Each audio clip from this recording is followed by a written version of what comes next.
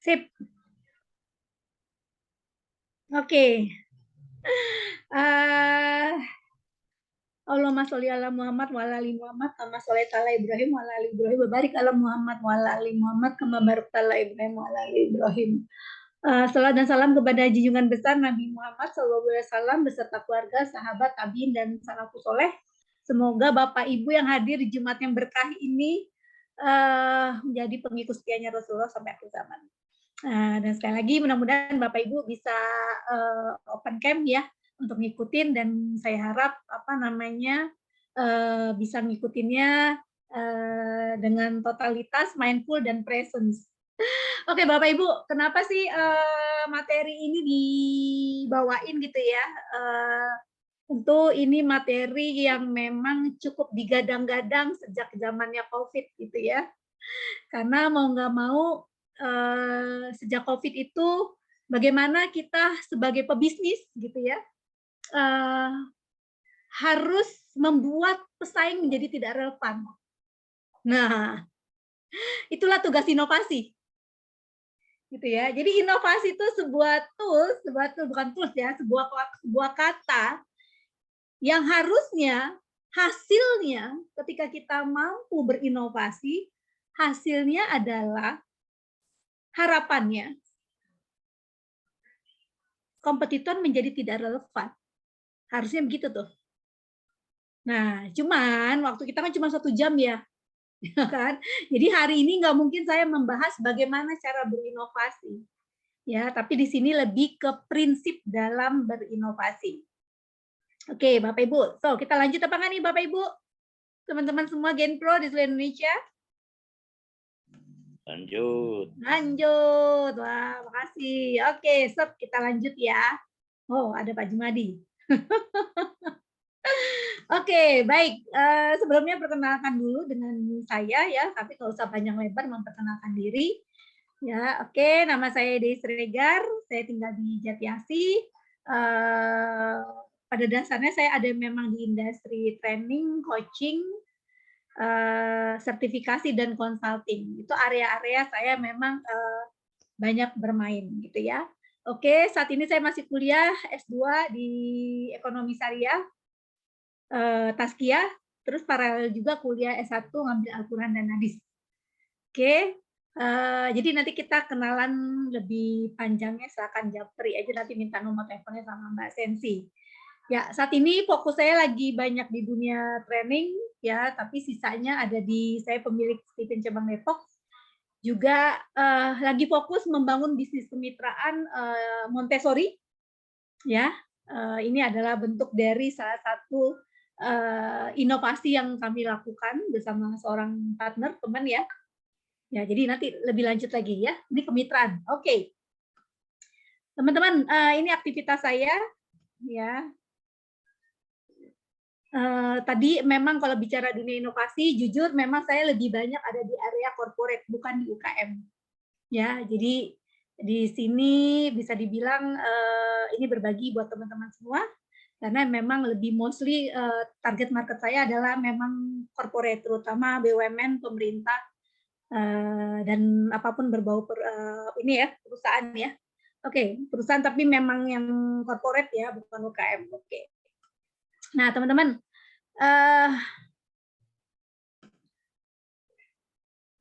oke, sip. Nah, saya hadir di sini lebih sebagai fasilitator ya, sebagai teman buat teman-teman ya. Jadi memfasilitasi teman-teman untuk mendapatkan apa. Oh, ini 3 hari ini bekas kelas. Ini waktu kelas di dompet duafa ya, dalam 3 hari. Oke. Bapak Ibu, apa sih yang Bapak Ibu harapin dalam waktu 1 jam terkait inovasi? 1 jam loh, cuma 1 jam. Yuk, boleh ditulis di kolom chat. Semoga saya bisa memenuhi dalam waktu yang cuma 1 jam. Yuk, di kolom chat. Boleh Bapak Ibu. Apa sih yang diharapin hanya dalam 1 jam terkait inovasi?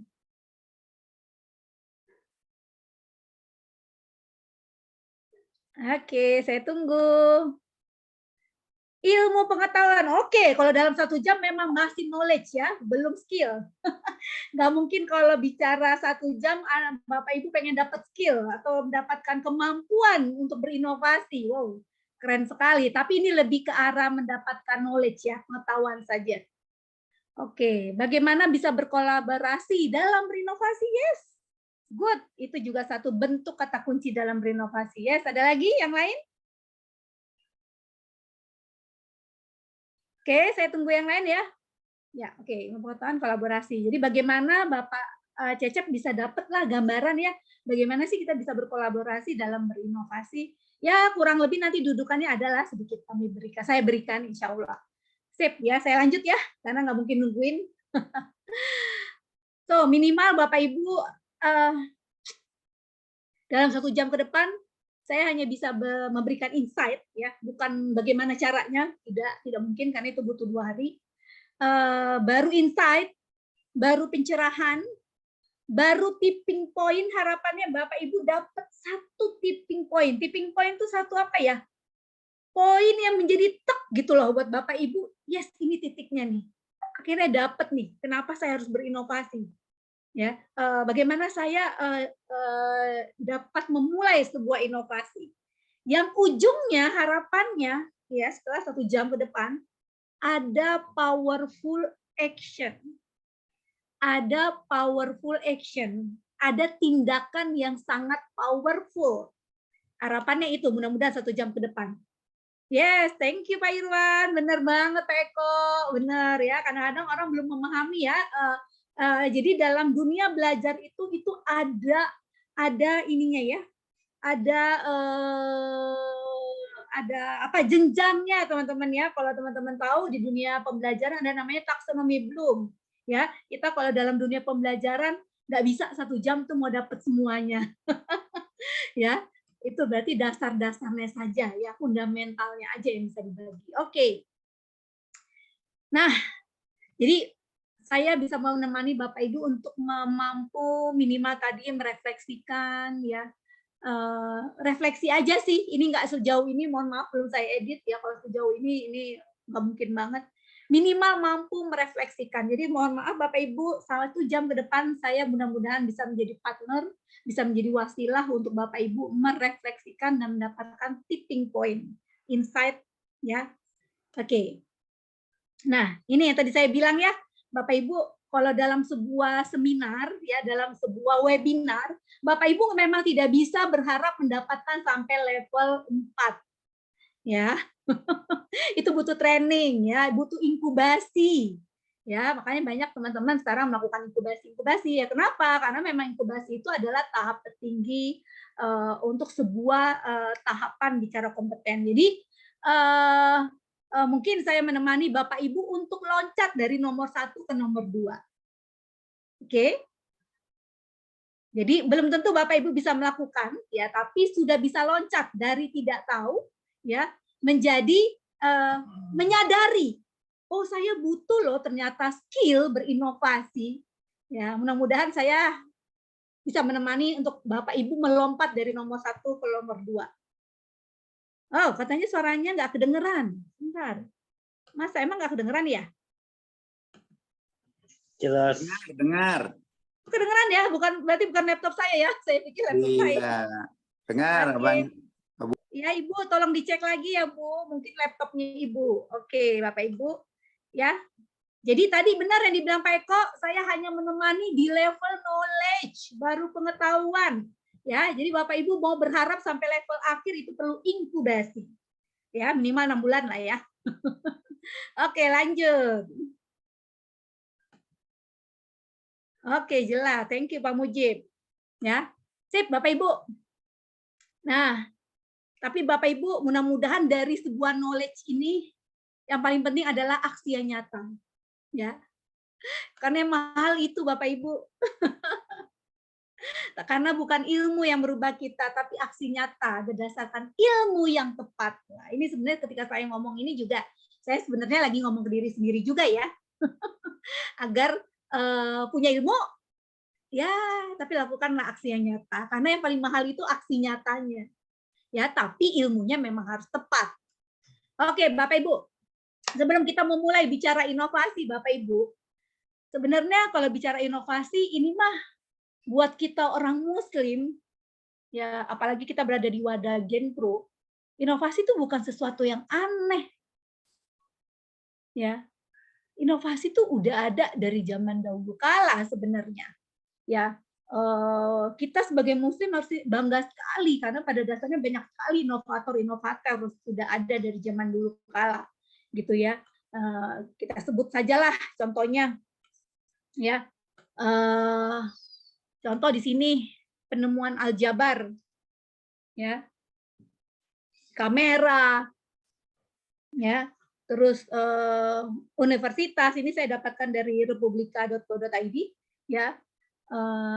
Saya pun dari sini baru tahu ya kalau ternyata universitas pertama kali itu justru inovatornya adalah seorang wanita muslimah, ya, Fatimah Al-Fihri. Wah, bangga banget saya ketika tahu, Masya Allah.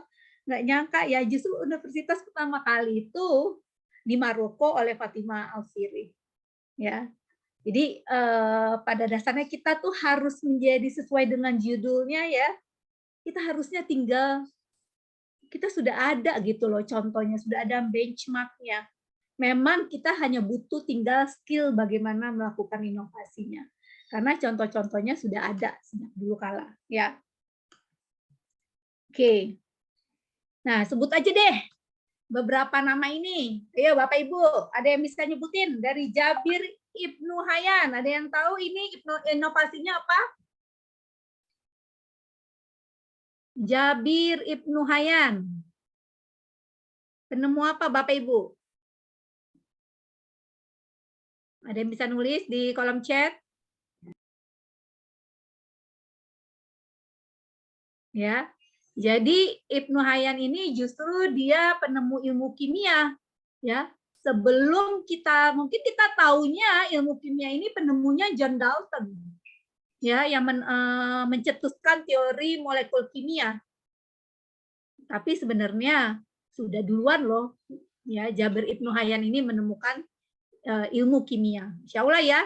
Terus apa lagi Bapak Ibu? Ya, Al-Khwarizmi. Penemu apa Bapak Ibu? Perbintangan. Oke. Perbintangan ya. Bapak apa? Bapak Aljabar, Pak. Ya. Aljabar dunia. Lalu siapa lagi nih? Abbas Ibnu Firnas. Apa nih Bapak Ibu? Beliau adalah penemu mesin penerbangan pertama. Ya. Masya Allah. Jadi sebenarnya ya penerbangan, benar banget Pak Cecep Ridwan. Ya, apalagi nih Ibnu Sina, udahlah kalau Ibnu Sina udahlah kita sama-sama tahu ya karena sering banget klinik-klinik namanya nanti Ibnu Sina gitu ya. Lalu siapa nih? Ahmad Ibnu Tulun. Apa nih Bapak Ibu? Penemu apa nih Bapak Ibu?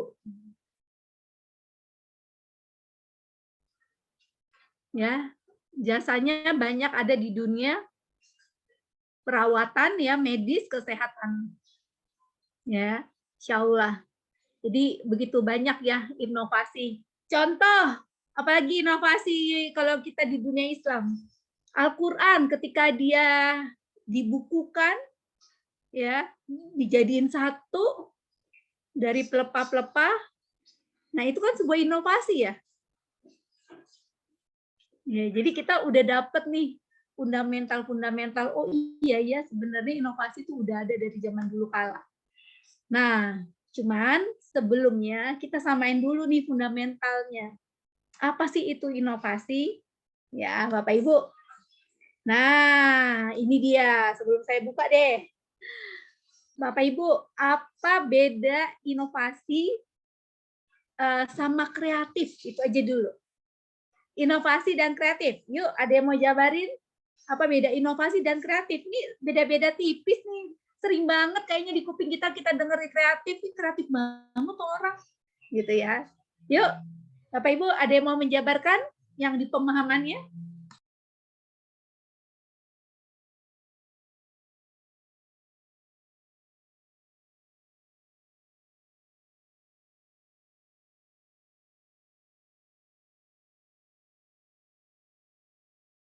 Oke, Bapak Ibu.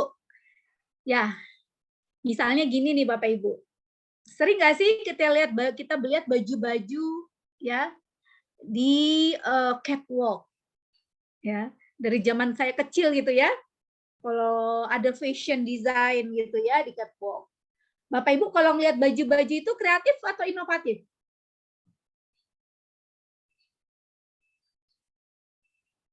Menurut Bapak Ibu, baju-baju tersebut kreatif atau inovatif? Yang di catwalk ya, terutama baju-baju di barat tuh yang rada-rada kreatif tapi ya aneh, kayaknya gue kalau pakai enggak deh. Lebih banyak kalau di catwalk itu kreatif atau inovatif, Bapak Ibu? Bu Fitria menjawab. Ya, inovasi perubahan total, kalau kreatif perubahan berupa penambahan. Boleh. Oke, Bu Barlian katanya baju-baju yang di catwalk itu yang kita ngeliatnya, wah bajunya aneh, tapi kayaknya gue nggak mau make deh. Menurut Bu Barlian itu namanya inovatif. Boleh, nggak apa-apa, namanya juga pendapat ya. Justru saya harus mengcapture ya framing Bapak Ibu. Ada lagi pendapatnya? Siapa yang bilang kreatif?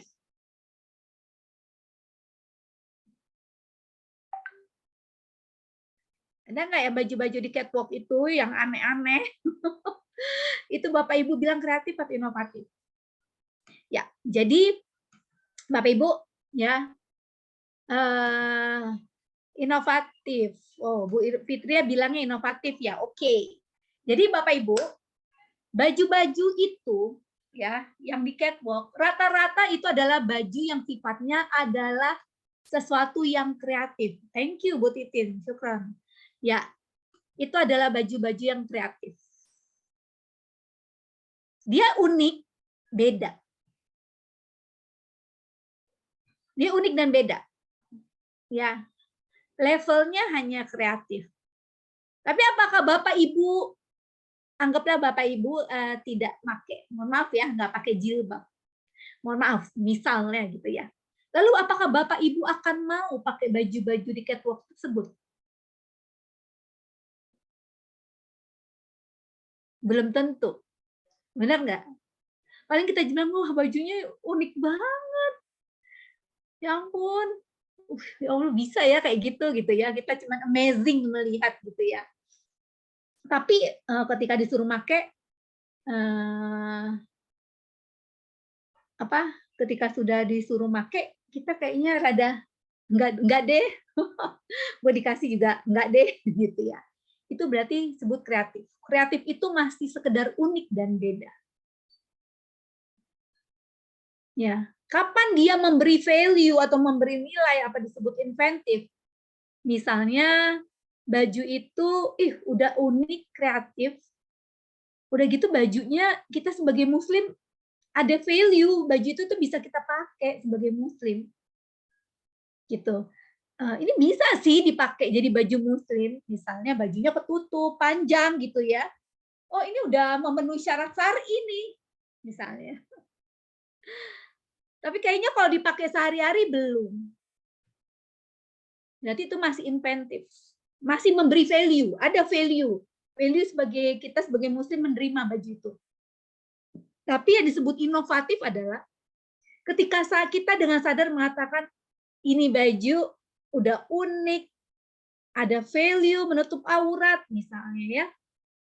Udah gitu aku bisa pakai loh, misalnya kayak saya ya, bisa saya pakai loh di training di perkantoran. Bisa banget gitu ya. Banyaklah baju-baju misalnya yang bisa saya adopsi, contohnya ya kalau saya di dunia training ya, di corporate. Nah, itu namanya inovatif. Jadi pembeda utama kreatif dan inovatif adalah kalau kreatif itu masih hanya unik dan beda, tapi belum bisa tentu bisa diadopsi. Itu belum datengin uang kalau belum diadopsi. Apa sih ciri diadopsi itu? Di target market kita beli. Itu baru disebut inovatif. Ya. Oke.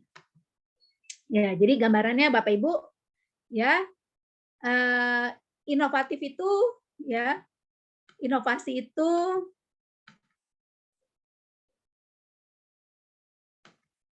Ya, pembeda dari ketiganya adalah kalau kreatif ada sekedar unik, menciptakan sesuatu yang baru dan berbeda, hanya baru, berbeda. Saya sering banget dulu berkarya ya, ketika saya masih sangat aktif di dunia Steven, saya menciptakan segala sesuatu yang baru, berbeda, tapi ternyata nggak bisa diadopsi. Tidak kemakan sama target market. Akhirnya uangnya hilang. Ya, sudah mencetak 1000 kartu, sudah mencetak 1000 board game saya buat. Kenapa? Karena saya baru menciptakan sesuatu yang kreatif. Value-nya ada nggak? Ada sih value-nya, tapi ternyata agak susah diadopsi oleh teman-teman. Itu pelajaran banget buat saya, karena ternyata kita tuh apa sih yang melandasi kita melakukan sebuah kreativitas? Nah, nanti ada nih penjelasannya. Ya. Nah, untuk menjadi seorang inovator, Bapak Ibu sangat bisa menjadi inovator. Inovasi itu bukan sesuatu barang yang sifatnya, oh, gue mau orangnya nggak kreatif, boro-boro mau melakukan inovasi. Tenang Bapak Ibu, inovasi itu bisa dipelajari, sangat bisa. Ya, jadi bukti kalau Bapak Ibu adalah seorang inovator ketika apapun inovasi yang Bapak Ibu lakukan itu bisa diterima banyak orang.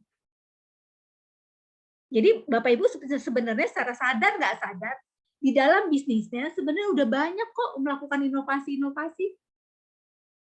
Cuman nggak sadar kalau itu ilmunya tuh ada. Oh, saya sudah melakukan ilmu inovasi, cuma saya nggak tahu itu dudukannya. Ya. Nah, jadi Bapak Ibu udah ya, kita samain dulu ya framingnya ya. Jadi inovasi itu beda dengan kreatif adalah kalau kreatif hanya sekedar unik dan berbeda, suatu pembaharuan yang unik dan berbeda, tapi belum tentu bisa diadopsi. Tapi ketika kita sampai mampu ke level bisa diadopsi, itulah kita adalah seorang inovator. Oke. Nah, sekarang pertanyaannya, kenapa sih inovasi ini menjadi sesuatu yang barat, yang sering diomongin sejak zaman COVID terjadi? Ya, karena ya tadi saya bilang, jadi karena bisnis menjadi sangat tidak relevan kompetitor ketika kita mampu melakukan inovasi. Dan sebagai musim, kita ternyata punya loh dudukannya. Kita punya loh dudukannya sebagai muslim. Ya, kenapa sih kita harus bersemangat melakukan inovasi? Ya, kita bisa lihat di surat Al-Jumu'ah ayat 10 ya. Apabila sholat telah dilaksanakan, maka bertebaranlah kamu di bumi. Carilah karunia Allah dan ingatlah Allah sebanyak-banyaknya agar kamu beruntung.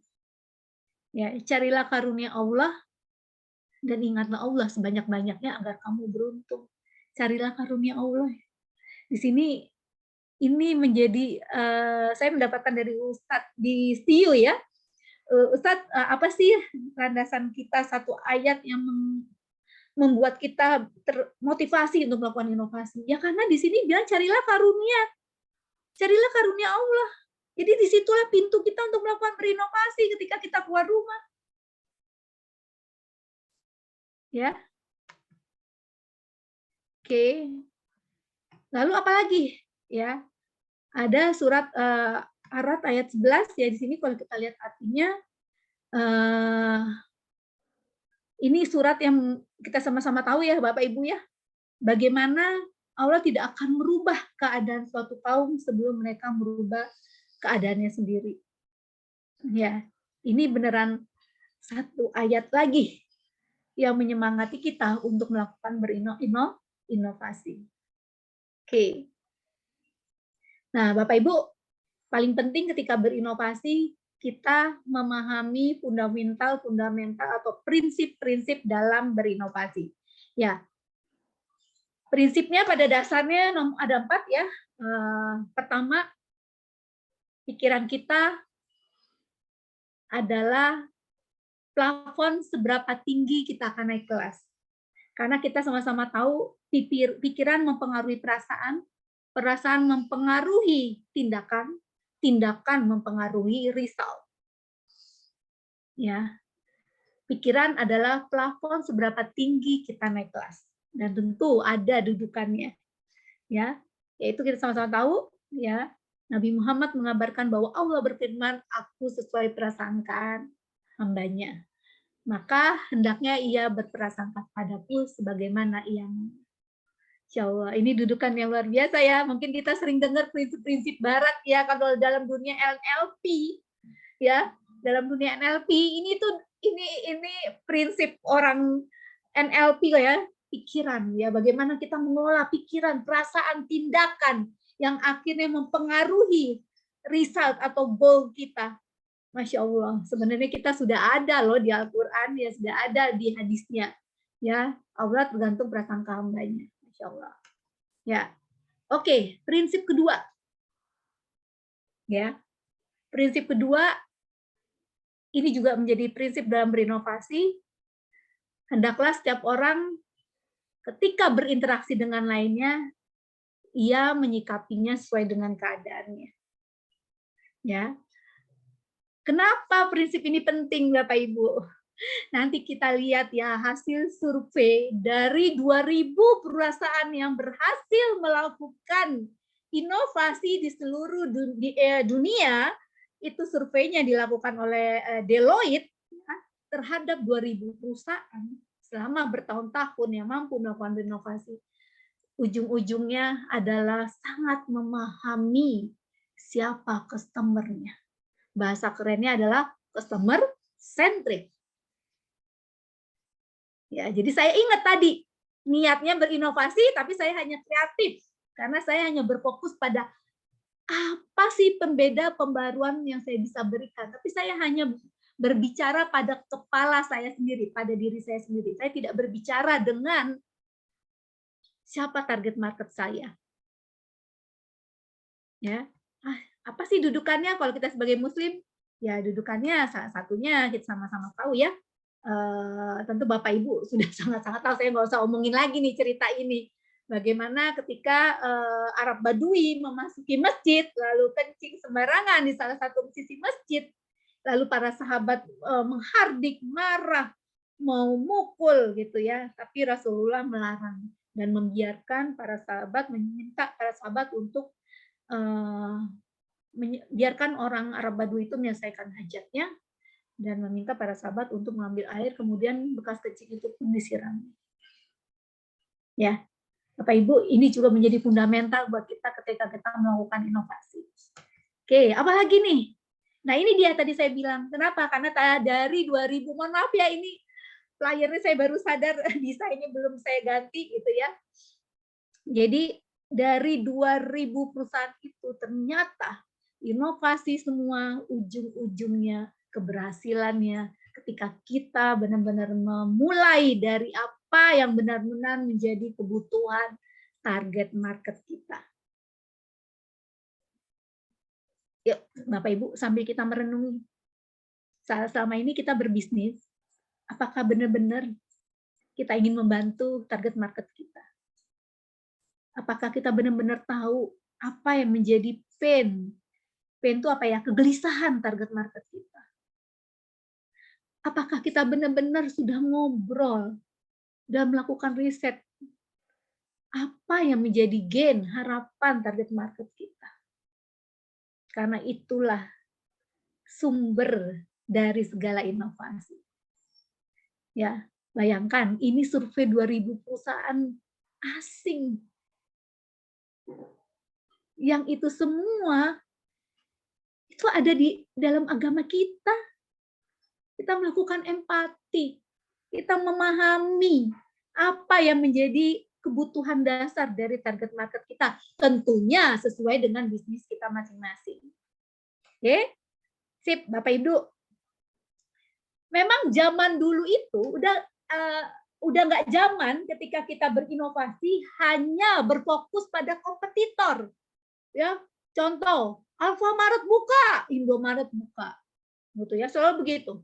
Karena basisnya, walaupun memang kita sama-sama tahu ya ketika Indomaret buka, Alfamaret masih buka, itu adalah bagian dari mengurangi biaya studi kelayakan ya, biaya survei. Tapi pada dasarnya udah nggak zaman tuh misalnya kita hanya berfokus pada, waduh, si brand A udah melakukan ini nih.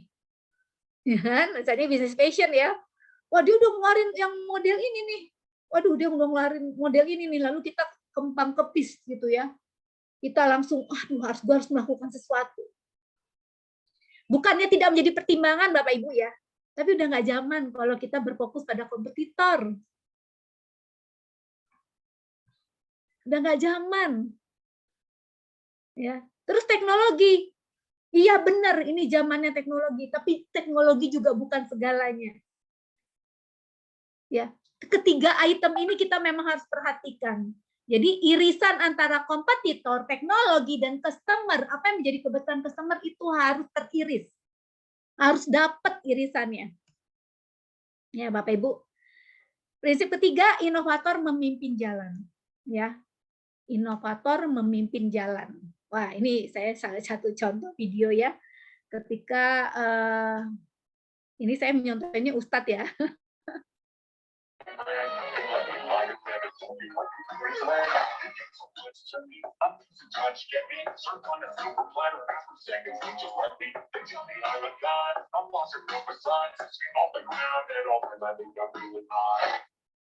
Ya, Bapak Ibu, ini contoh ketika inovasi secara personal ya, bukan secara bisnis. Mohon maaf, contohnya kurang pas. Ya, ini ketika inovasi dalam hal secara personal.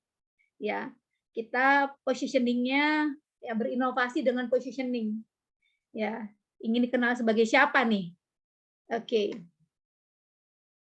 Nah, Bapak Ibu, pada dasarnya semakin ke sini keunggulan kompetitif yang dimiliki perusahaan apapun bisnis kita semakin pendek masa gunanya. Nggak kayak zaman dulu ya Bapak Ibu ya. Kalau zaman dulu kita berbisnis, kita bisa lama tuh jadi di top of mind. Anggaplah kalau bicara tour and travel Bapak Ibu. Kalau zaman dulu yang tour and travel yang top of mind apa tuh Bapak Ibu? Brandnya. Kalau zaman dulu. Dulu banget nih angkatan-angkatan tua nih, sama kayak saya angkatan tua nih. Apa tuh? Yang dia top of mind. Contohnya apa? Kalau tour and travel. Ini ya. Apa sih namanya yang cukup besar tuh? Mahta ya? Apa sih? Bukan ya?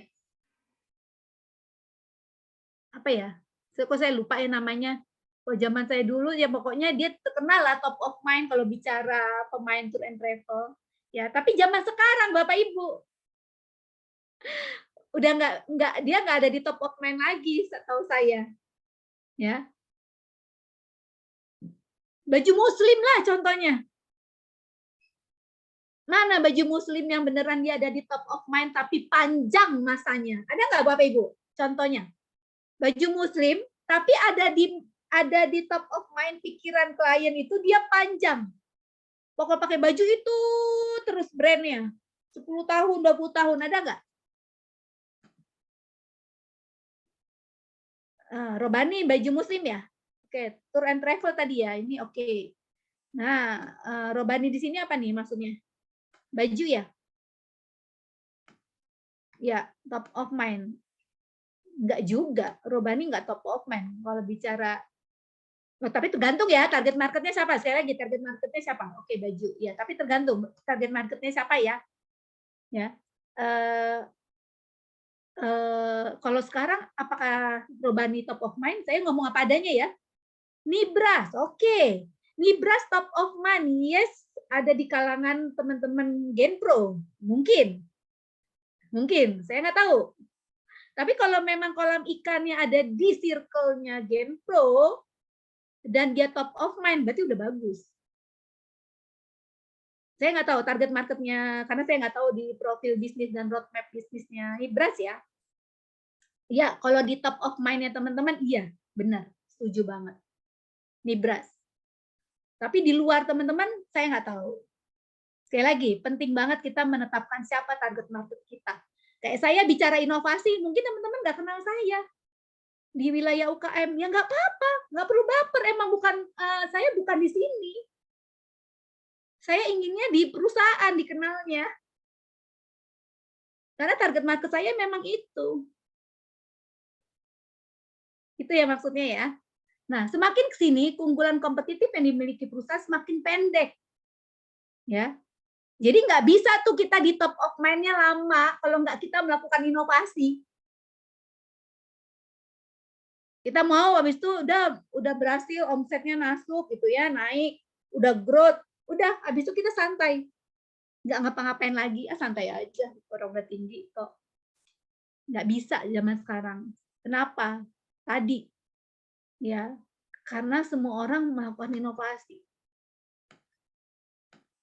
Nah, Bapak Ibu, bahkan bisa jadi pesaing itu datang dari perusahaan, dari brand yang completely bahkan kita bisa jadi nggak kenal. Ini kan terjadi ya pada Gojek ya. Siapa sih Gojek zaman dulu?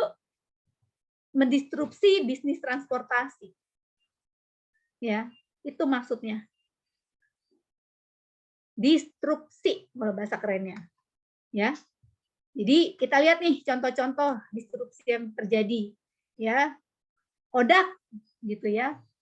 Nokia misalnya. Nokia tuh pernah lihat ya Bapak videonya ya, sampai owner itu nangis-nangis. Ya, beneran nangis. Dia bingung apa salah saya.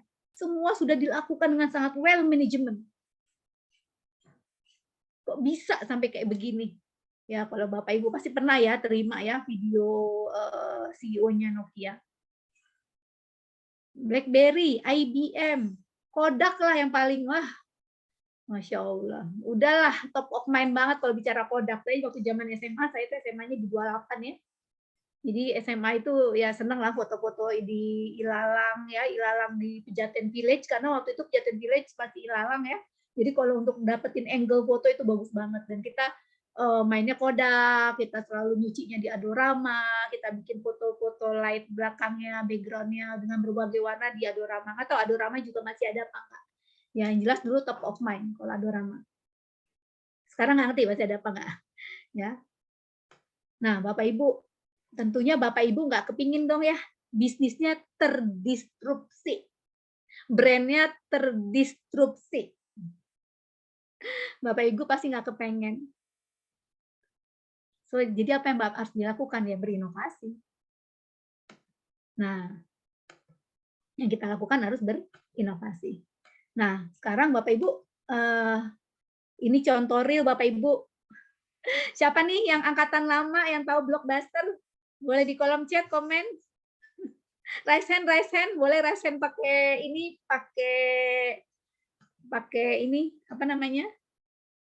Pakai tools raise hand. Yuk. Siapa yang tahu Blockbuster di zamannya? Ya. Jadi Bapak Ibu Blockbuster ini Masya Allah ya Bapak Ibu. Ini kalau Bapak Ibu paham ya. Saya berada di eranya. Ya. Blockbuster ini dulu punya punya awalnya 1986 ya. Itu punya 5 store. Punya 5. Lalu di tahun 2005 lihat ya kelipatannya Bapak Ibu. Ya hanya dalam waktu ya berapa tahun nih ya? 19 tahun. Itu punya 5.734 store. Dan Masya Allah, Alhamdulillah, di tahun 2018 hanya punya 1 store Bapak Ibu. Itu pun katanya untuk kenang-kenangan. 1 store itu cuma ya karena kenang-kenangan. Iya sih, masa dari 5.734 ingat sisa 1. Bapak Ibu, kira-kira siapa yang mendistrupsi Blockbuster? Ayo, Bapak Ibu kasih tahu di zaman sekarang. Mungkin anaknya masang di rumah. Kalau saya di rumah nggak masang sih. Yuk, Bapak Ibu, di kolom chat. Bisnis apa, brand apa yang telah mendistrupsi Blockbuster? Yuk, saya lanjut setelah saya mendapatkan di kolom chat. Di rumahnya anaknya masang. Ya. Bukan YouTube.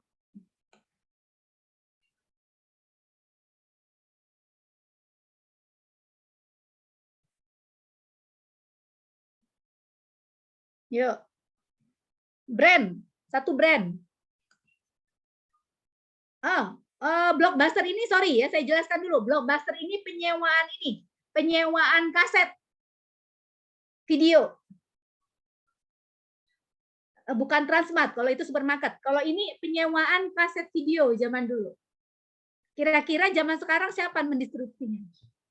Netflix, yes. Netflix, terima kasih Bu Titin. Ya. Netflix, Bapak Ibu. Dari 5.734 store di seluruh dunia. Ya. Dan yang mendistribusi adalah Netflix. Lihat Bapak Ibu, ini statistiknya. Ya. Titik pertemuannya ini di tahun 2010 nih, sekitar 2010.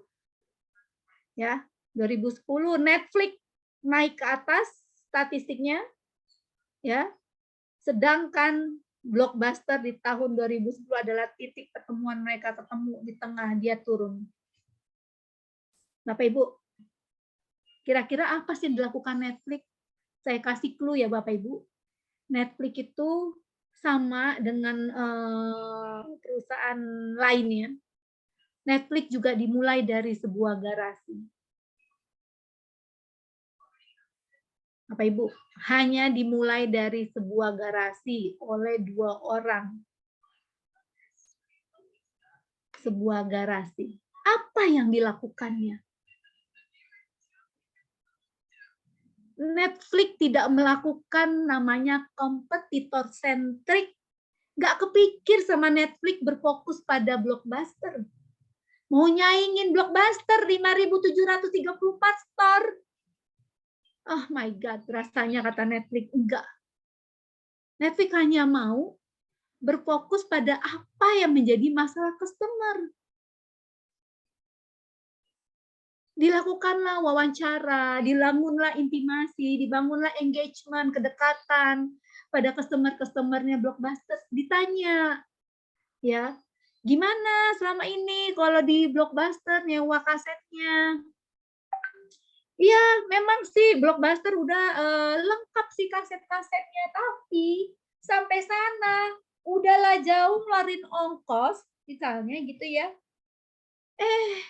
Yang dicari nggak ada. Kita masuk ke frame waktu saat itu ya Bapak Ibu ya, di tahun 1986-an ya. Udah sampai sana, kasetnya nggak ada, dipinjam orang loh. Oh gitu. Jadi masalahnya tuh ditangkep. Masalahnya customer-nya Blockbuster tuh ditangkep. Terus apa lagi? Ya, kita nih orang kerja. Kadang-kadang ketika nyewa kita nggak sempet nontonnya. Terus ketika kita nggak sempet nontonnya, udah lewat masa sewanya. Alhasil kami kena denda. Oh gitu, apalagi? Ya itulah salah satunya, nggak enak juga ya, sampai sana kita cari, yang film kita cari nggak ada, keluar ongkosnya. Itulah yang di-capture oleh Netflix. Apa namanya? Pain, kegelisahan. Kegelisahannya di-capture. Lalu harapannya seperti apa? Ya pengen sih ya, pokoknya bagaimana film yang saya cari itu ada. Saya juga nggak perlu capek ke sana. Maka apa yang dilakukan oleh Netflix? Karena dia berbasis kebutuhan customer. Dia tidak mau bersaing sama Blockbuster karena nggak kepikir juga. Dia hanya mencari celah.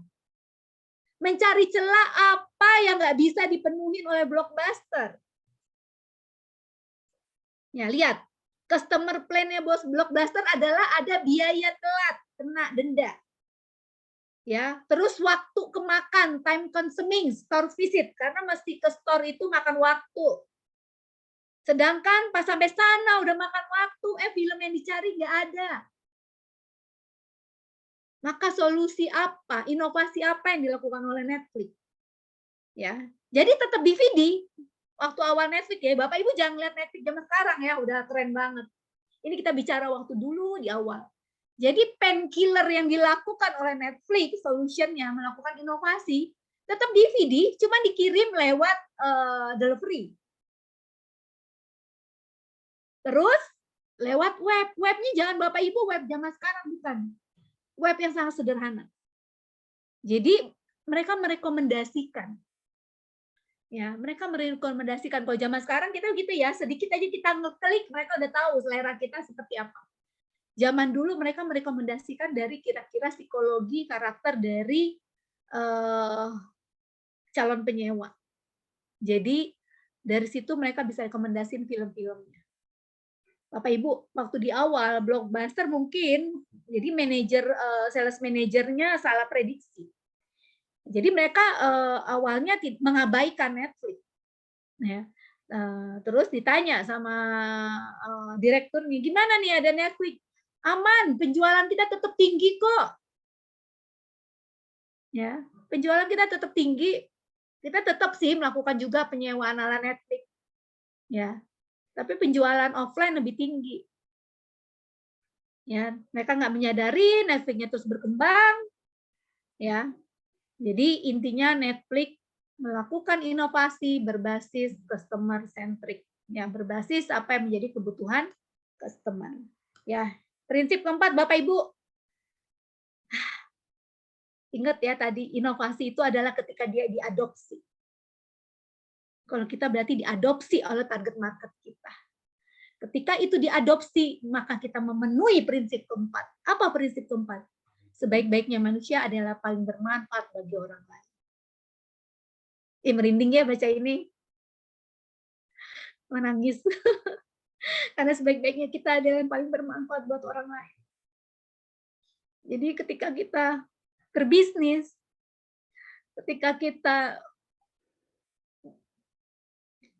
produk atau layanan kita dibeli oleh customer, kebahagiaan nomor satu itu adalah akhirnya kita paling bermanfaat ya.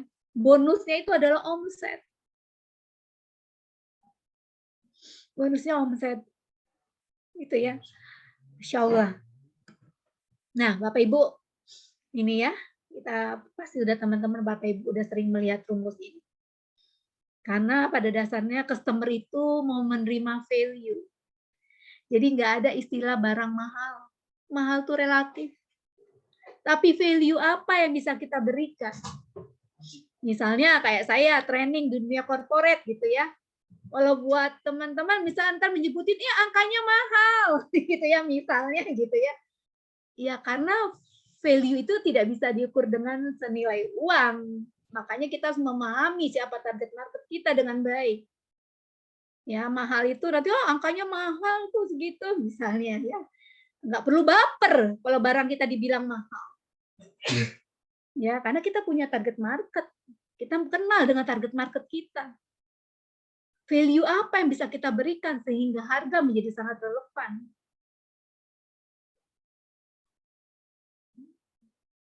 Misalnya kalau saya di dunia training gitu ya, kita investasinya kan ya besar ya untuk ngambil sertifikasi coach, misalnya kita keluar ada sampai 100 juta misalnya.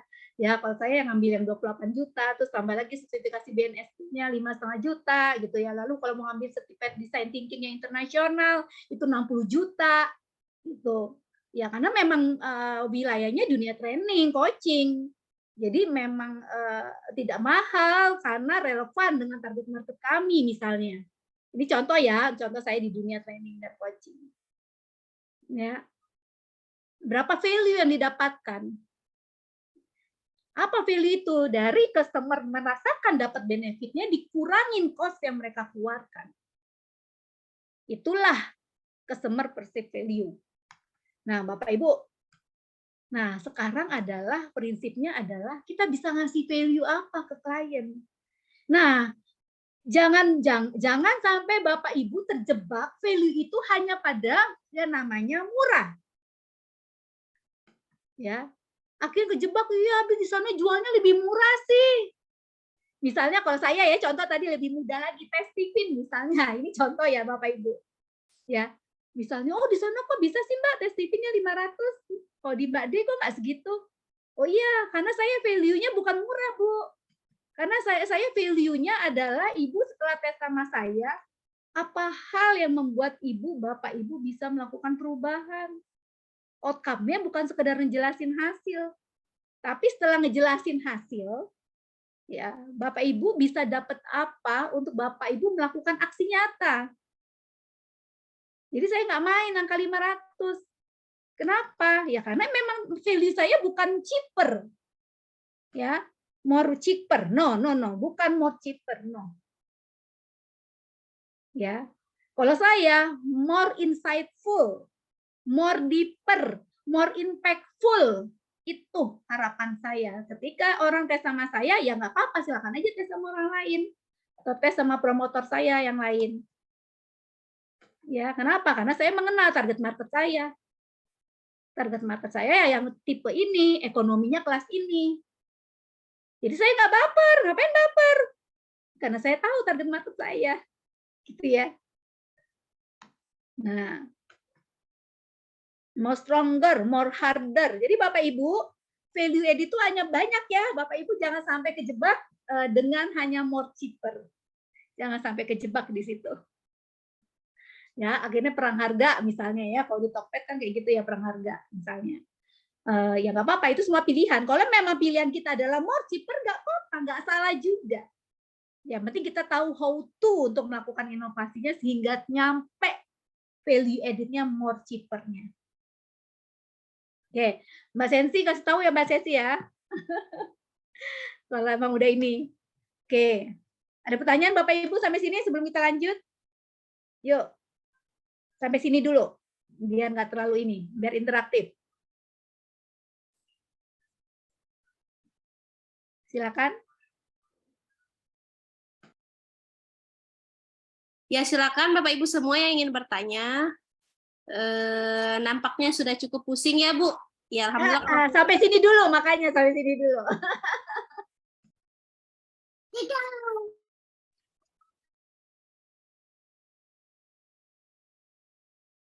Oke, belum ya? Sip, thank you. Berarti saya anggap teman-teman sudah mendapatkan insightful-nya, udah dapat insight-nya ya. Mudah-mudahan. Oke, Bapak Ibu, saya lanjutkan. Oke ya, ini contoh aja ya. Masih banyak value-value lainnya. Silakan Bapak Ibu create sesuai dengan bisnisnya masing-masing. Ya. Oh ya, Sultan, oke, Sultan break dulu, baik Pak Musni. Nah, so Bapak Ibu, sebelum kita lanjutkan, yuk kita renungi yuk siapa target market Bapak Ibu. Jangan sampai yang keluar dari Bapak Ibu, saya yakin orang Genpro udah nggak ada lagi yang menyebutkan target saya muslimah, Bu. Saya brand fashion, target marketnya muslimah. Udah nggak ada ya ngomong cuman muslimah ya. Harus spesifik. Muslimah yang mana?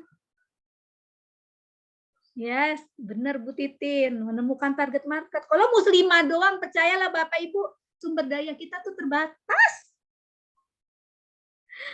Misalnya, jual baju apa Mbak? Muslim. Target marketnya siapa? Muslimah.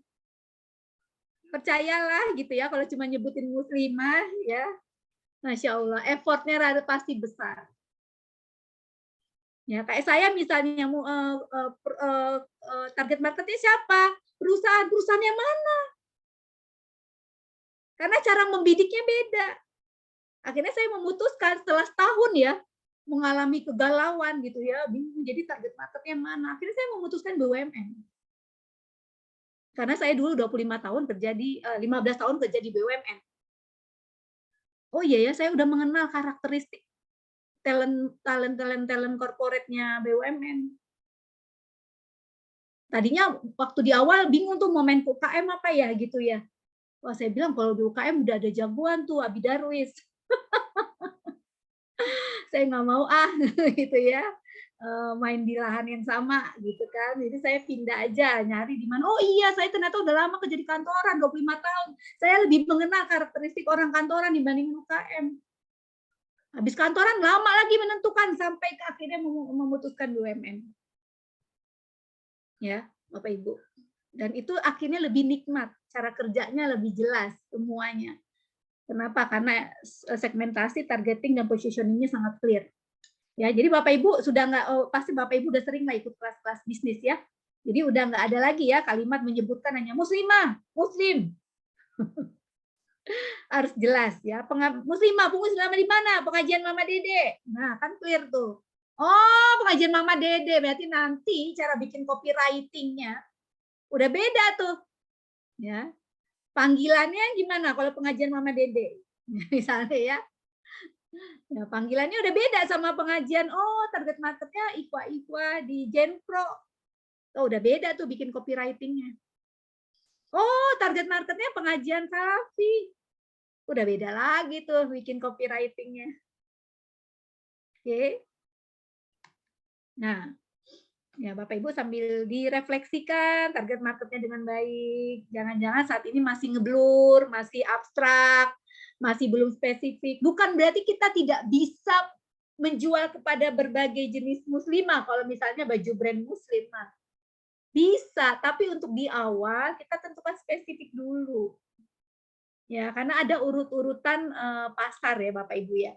Nanti saya bisa keluarin nggak nanti tergantung. Nah, pertanyaan sekarang, inovasi mau dimulai dari mana? Pertanyaannya itu ya. Inovasi dimulai dari mana sih Mbak jadinya? Ya ini dia. Sebelum kita ngomong inovasi dimulai dari mana, yuk kita lihat dulu. Bapak Ibu, kenapa Thomas Alva Edison menciptakan lampu? Yuk, Bapak Ibu. Kira-kira apa yang menyebabkan Thomas Alva Edison menciptakan lampu?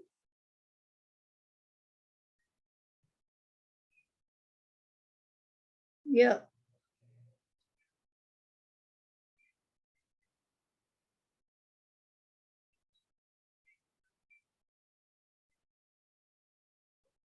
Oke. Karena apa nih? Ada yang ngejawab nih. Karena kebutuhan. Ya, Pak Cece, betul. Kalau Thomas Alva Edison kejadiannya apa, Pak Cece? Kehabisan sumber daya. Ini ngejawab nomor yang mana, Bu? Bu Barlian. Bu Barlian atau Pak Barlian sih? Mohon maaf kalau salah. Oh, nomor 1. Thank you. Baik. Kehabisan sumber daya. Ya. Oke. Kira-kira apa lagi, Bapak Ibu? Kenapa Thomas Alva Edison menciptakan lampu? Kira-kira di zamannya Thomas Alva Edison itu kira-kira apa ya yang membuat orang kepikiran menciptakan lampu? Ya. Jadi Bapak Ibu kebayangkan waktu dulu, waktu zamannya Thomas Alva Edison, berarti kan zaman dulu pakai obor ya. Kira-kira kalau pakai obor, apa potensi bahayanya?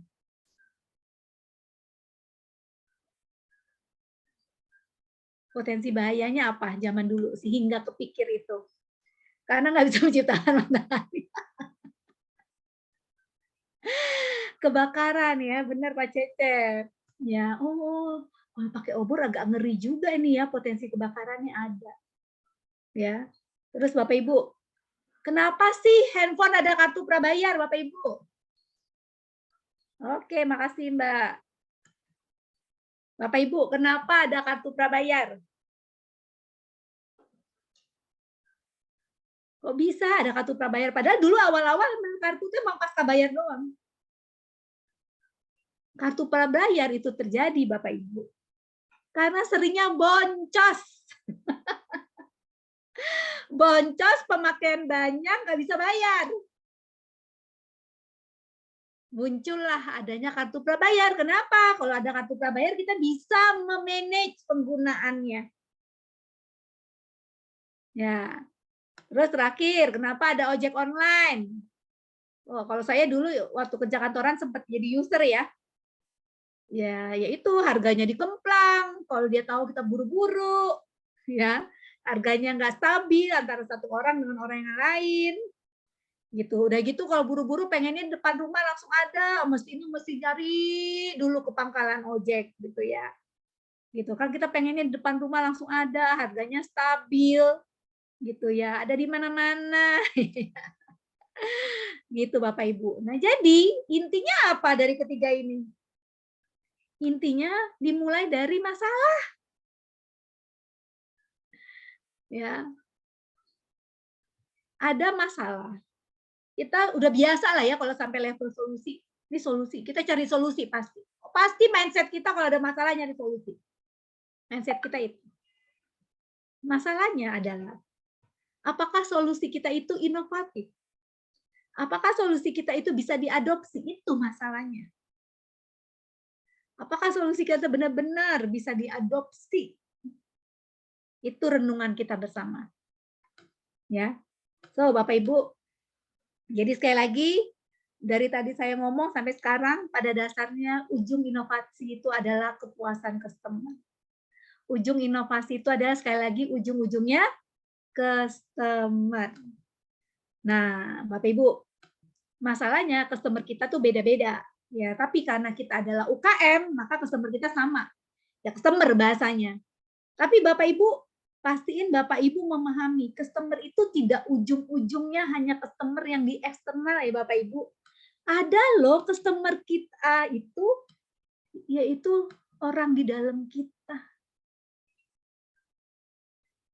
Divisi lain, itu customer kita juga. Jadi Bapak Ibu jangan mindsetnya customer itu ujung-ujungnya hanya ke customer di luar. Kalau kita memperhatikan customer kita, apa aja customer di dalam divisi lain, proses lain, atasan kita, tim kita, kalau kita owner sebagai UKM, itu customer kita loh. Kita harus melakukan inovasi juga. Itu ya. Nah, sekarang Bapak Ibu, karena waktunya terbatas, saya langsung aja ke sini. Ya, jadi Bapak Ibu, saya langsung ke sini. Ya, jadi Bapak Ibu, kalau Bapak Ibu tadi yang saya bilang dari 2000 perusahaan ya, saya ini mengambil yang teknik inovasi yang pakai 10-Tap Innovation ya. Ya, jadi dari hasil survei kepada 2000 perusahaan, ya, 2000 perusahaan baru ketemu pola bagaimana 2000 perusahaan ini dilakukan oleh Deloitte ya, ini perusahaan yang sangat proven ya. Ya. Jadi ketemulah polanya Bapak Ibu. Ketemu polanya apa aja sih jenis-jenis inovasi yang berhasil membuat perusahaan itu menjadi tumbuh dan berkembang, menjadi growth dan sustainable. Ya. Bapak Ibu, ini dia ada 10 item inovasi. Cuman seringnya mindset kita itu masih berfokus pada inovasi di produk. Zaman dulu iya. Ya, inovasi yang berfokus pada produk, dua ini yang di tengah Bapak Ibu lihat, yaitu di produk performance dan produk sistem, iya zaman dulu itu tinggi. Ketika berfokus pada produk, tapi ya semakin ke sini ternyata inovasi itu tidak hanya berbicara performance produk. Jadi ini jangan Bapak Ibu sibuk produk apa lagi yang bisa dibikin ya? Apalagi produk yang bisa dibikin ya? Kayak udah mati gaya misalnya. Bapak Ibu jangan sampai terjebak di situ. Bukan berarti performance dari produk kita tidak kita terus perbaiki sesuai dengan apa yang menjadi kebutuhan klien kita atau target market kita. Tapi Bapak Ibu lihat hasil survei. Ternyata inovasi berbasis produk itu angkanya mengecil efeknya. Yes, makasih Pak Cecep. Ya, lihat ini. Hasil survei dari 2000 perusahaan, ternyata inovasi yang tinggi itu ada di networking. Ketika mampu berinovasi, melakukan inovasi di wilayah networking. Ketika mampu melakukan inovasi dibicara di prosesnya yang diperbaikin ya. Ya, prosesnya dibikin menjadi efisien. Itu pun inovasi. Jadi Bapak Ibu sebenarnya sudah sering melakukan inovasi di berbagai area, cuman nggak menyadari, oh itu ternyata bagian dari inovasi ya. Nih Bapak Ibu, kalau di Indonesia yang lagi cukup ngehit memang adalah berinovasi dengan melakukan customer experience. Ya, bagaimana kalau kita ke IKEA, itu tuh sangat diatur dari pintu masuk sampai terakhir itu customer experience-nya dapat. Kita cobain tempat tidurnya, kita rasain kamar mandinya, meja belajarnya, gitu ya, kasurnya bisa kita dudukin, sofa bednya bisa kita dudukin, itu customer experience. Itu inovasi termasuk jenis inovasi. Nah, kan kalau kayak saya nih, Steven, emang saya bisa orang nyobain tes Steven gratis dulu kan nggak bisa ya. Jadi saya nggak bisa melakukan inovasi di customer experience, tapi masih banyak wilayah lainnya yang bisa diperbaiki, yang bisa dilakukan inovasi, gitu. Ya, jadi Bapak Ibu sekali lagi inovasi tidak hanya berfokus pada produk. Ya, mudah-mudahan Bapak Ibu setelah 1 jam ada di sini dapat tuh mindsetnya. Oke, inovasi itu ternyata nggak hanya produk, ternyata banyak loh. Ini 10 item dari 2000 perusahaan ketemu polanya. Kalau dianalogiin Bapak Ibu, kalau dianalogiin kayak not balok. Ya, kayak not balok ya. Jadi, not balok itu kan ada 8 ya. Tapi dari not balok yang 8 ada berapa banyak lagu yang sampai hari ini tercipta Bapak Ibu kira-kira? Sampai hari ini. Jutaan lagu kali ya dari kita zamannya dulu sampai sekarang. Coba kalau kita googling. Sama Bapak Ibu. Inovasi yang bisa kita lakukan itu ada ratusan inovasi yang bisa kita lakukan. Tinggal kita mampu mencampurkan antara 10 item ini.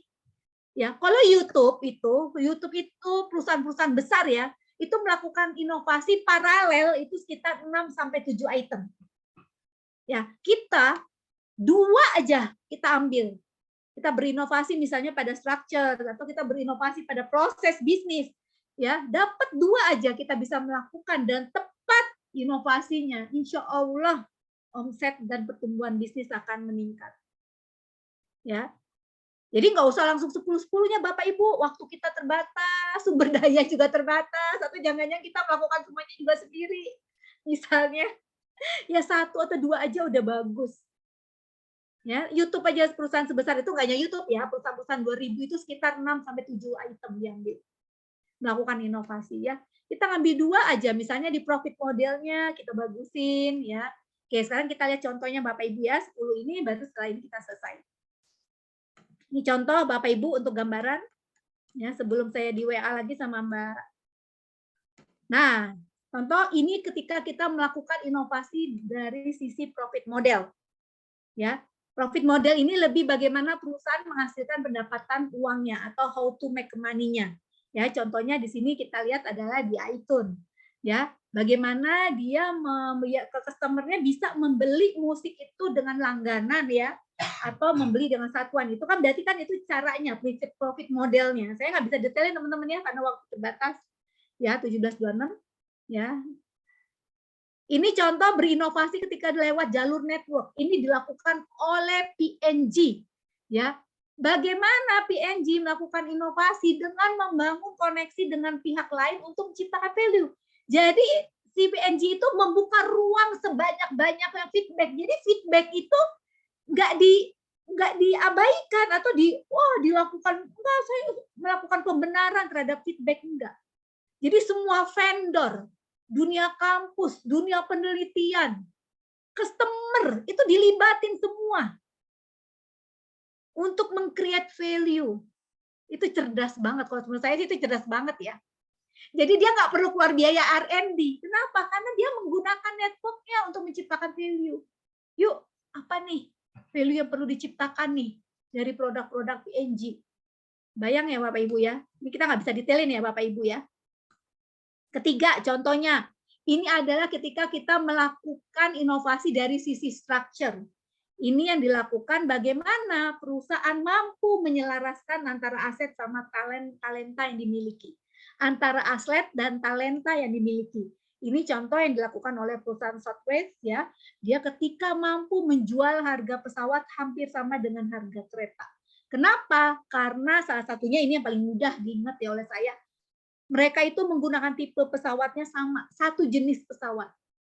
Sehingga under deal-nya bisa dibeli dengan volume. Sumber daya manusianya pun akhirnya ya udah, engineer-nya nggak perlu harus bisa ini, engineer tipe ini, pesawat tipe ini, itu kan makan biaya tinggi. Jadi engineer-nya hanya satu aja, engineer yang untuk memperbaiki mesin-mesin yang pesawat tipe ini.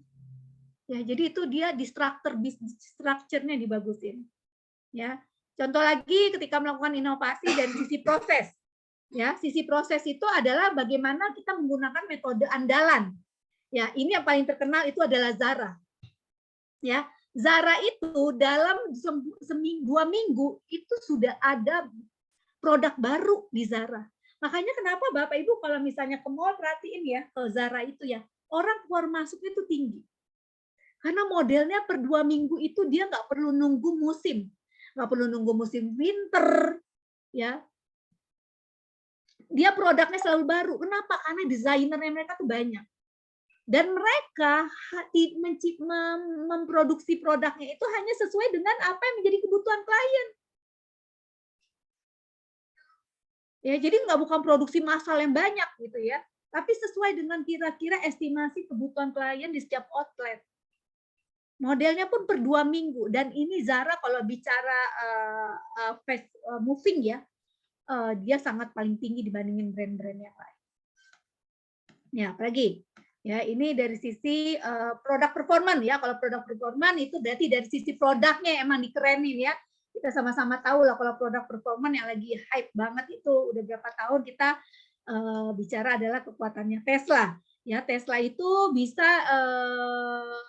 dalam waktu kilometernya itu dengan mobil listriknya itu 825 km.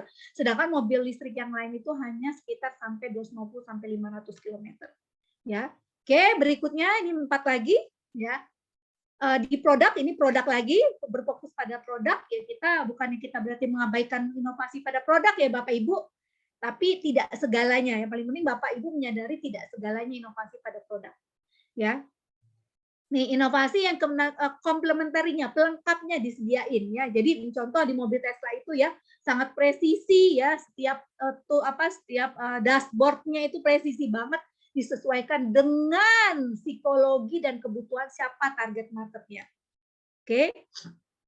Servis. Nah, ini contoh bagaimana melakukan inovasi di servis itu pelayanan. Ya mungkin kalau servis orang-orang sudah berusaha banget ya melakukan inovasi di sini. Contohnya ini adalah yang terkenal adalah Zappos. Zappos itu jualan sepatu, tapi Zappos itu dia free ongkir. Dan apa yang dilakukan oleh Zappos, ketika ada customer nyari sepatu dan nggak ada ukurannya, dia akan nyariin sampai ada. Luar biasa servisnya ya.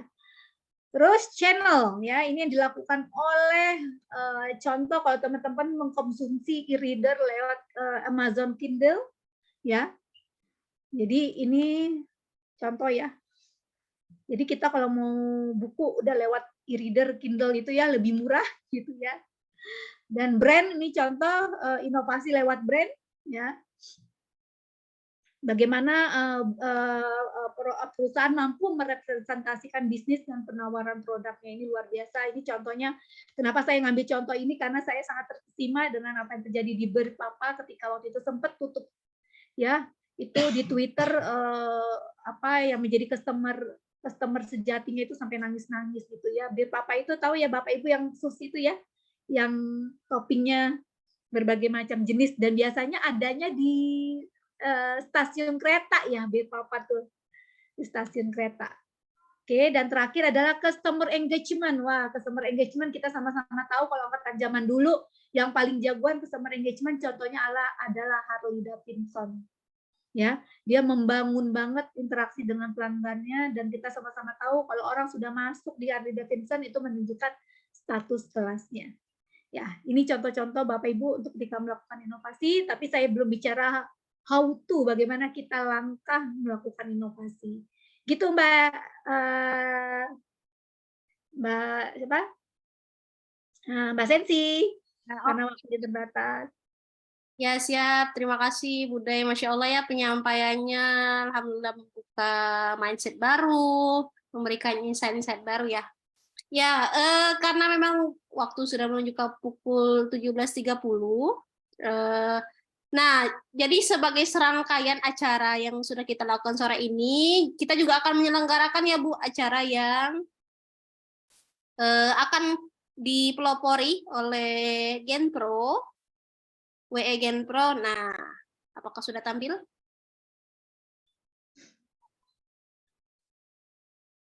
Ya, nah ini dapat ibu-ibu dan bapak semua ikuti sebagai langkah lanjutan daripada seminar yang kita atau webinar yang kita ikuti pada sore hari ini.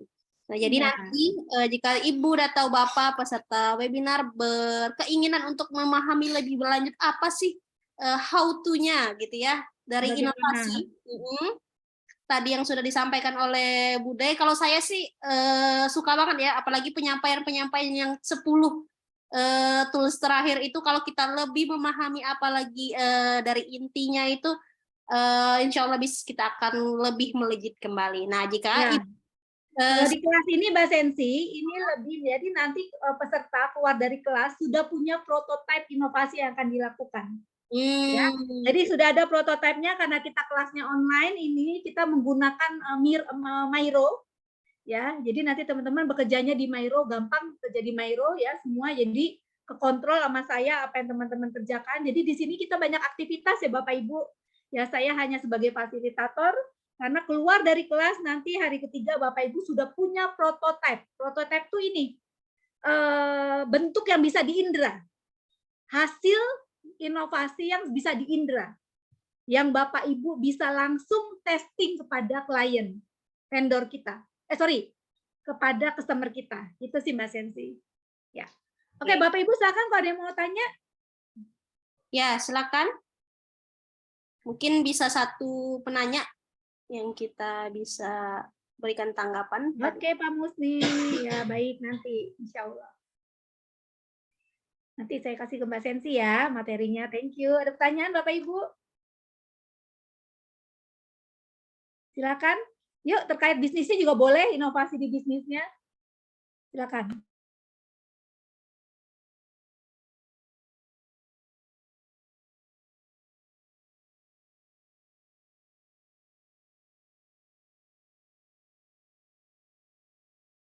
Nampaknya mungkin sudah cukup paham dulu kali ya Bu untuk ya, insya Allah ya. Tadi kalau ada yang mau ditanyain boleh nanya ke Mbak Sensi atau ke saya langsung. Nanti Mbak Sensi tanya Mbak Sensi nomor telepon saya. Boleh. Siap. Nah, Oke. jika ingin bertanya bisa ke PC ke saya, nanti saya sambungkan kepada narasumber begitu ya. Silakan, yang paling penting dari materi hari ini itu adalah action-nya ya Bu.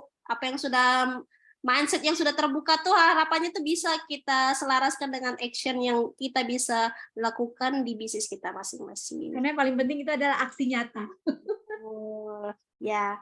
Ya, terima kasih Budaya sudah memberikan materi yang luar biasa pada sore hari ini. Semoga tadi ilmu-ilmunya bisa terrealisasi dengan baik ya.